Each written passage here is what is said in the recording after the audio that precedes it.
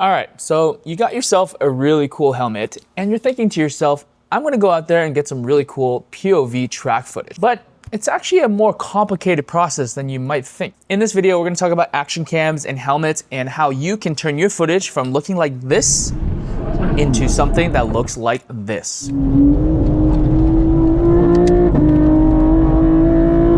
But first, we're going to talk about the principles behind getting the best viewing angle, and I'm going to go through what the most common approaches in satisfying those principles are to get the best footage. And then as a bonus, we're actually going to talk about how we designed a custom mount for this Stilo SD5, and we're probably going to make more for other popular helmets as well, just to see what we can do with a full ground up approach on solving this problem. Now, you don't need a custom solution. I'm going to also address what I think the most basic ways to do it are.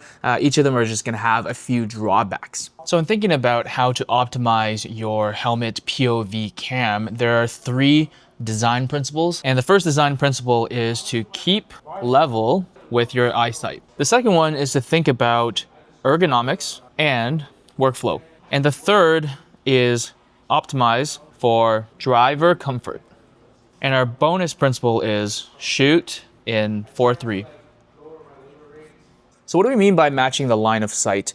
Well, ideally, you want the camera to be basically right between your eyes, because any deviation, whether above or below or to the side, it really kind of takes away from that immersion of having a proper point of view. With that in mind, a lot of people, when they first think about how to mount an action camera, they're thinking, oh, what about on the chin? What about off to the side? What about on the top of the head? Now, you can get away with these in a pinch, but they're just not going to look as good as they can be if they are right here. And of course, you're thinking, okay, well, if I try to put a camera here, then I'm going to block my vision.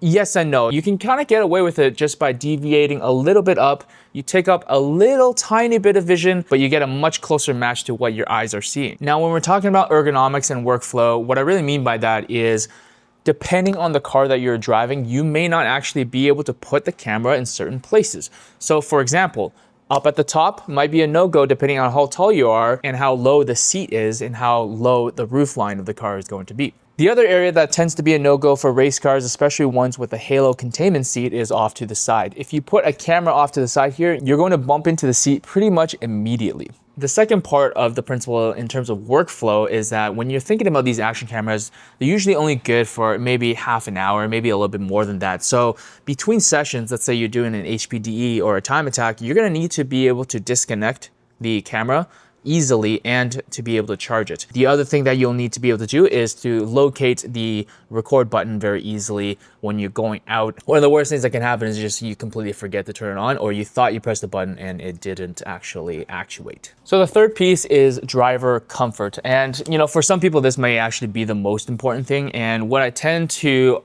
emphasize for that is whether you're still going to be able to use your visor lens in an open position. Now, of course, if you're doing wheel to wheel and there's fueling involved, you're probably not going to be able to run with the visor up anyway. But for open lapping and for HPDEs and even time attack, I tend to run with the visor open just to get some good airflow in there. I wear glasses, so I don't want things to fog up either. And the issue with designing around that is a lot of camera mounts are going to be somewhere near the front, as low as you can, and if you have a mount there, you're gonna have issues with running the visor up. And for mounts that attach to the visor themselves, you're gonna run into the issue where if you want to open the vent, now your viewing angle is completely off. So let's talk about the most common ways that people are mounting their cameras. So one of the styles that you see very often is the side mount. But again, the issue with this kind of application is that one, you're gonna hit your seat if you have a containment seat. And then the other is that while the line is good with where your eyes are at, you're going to get about 1/3 to 1/4 of your entire view frame is just going to be the side of your helmet. You're going to get footage that's going to keep changing pitch as well. Another popular spot is going to be placing it on the chin, but I think personally you're going to see too much of the steering wheel with this, and it does obstruct your vision right in front of you as well if you want to get a good look at your gauges without having to lean over. Now, the best spot I found when it comes to a traditional GoPro mount is probably up top right here in an upside down fashion, in a spot that's kind of close to where your eye line is, and it's actually kind of overlapping with the visor here. Now, as I've mentioned, the biggest issue with this, other than just looking a little bit bulky, is that you will not be able to use your visor effectively. And on a hot day, for me, that's kind of like a deal breaker. So how do we address these shortcomings? We actually designed a custom piece to mount an action cam. Let me show you how it works. Now this mount is designed as a full replacement for the Stilo ST5 visor, and I'll kind of tell you why we decided to go with this route instead of making an attachment. The main benefit of using a half visor like this is aesthetically, you still get a nice clean look. Your gaskets at the top are covered, and you do get some sun protection. But importantly, we maintain the ability to get some ventilation coming through into the helmet eye port. The magic is essentially this mounting lip here, where we get to reuse the OEM style mounts that come with action cameras such as the Insta360 Go S, which I have right here, or the DJI Nano. And the reason why I like using the OEM mounts is that one, you get to maintain the magnetic connections as well as using the articulation of the OEM mounts as well.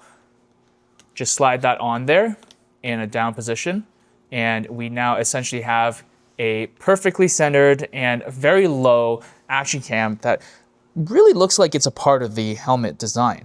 You can see that for the Instago 360S, it's basically completely covered within this band of the sun visor, and it just looks super clean. While this is a pretty nice looking piece, the proof is in the pudding. Let's go out to the track and test and see how well this works.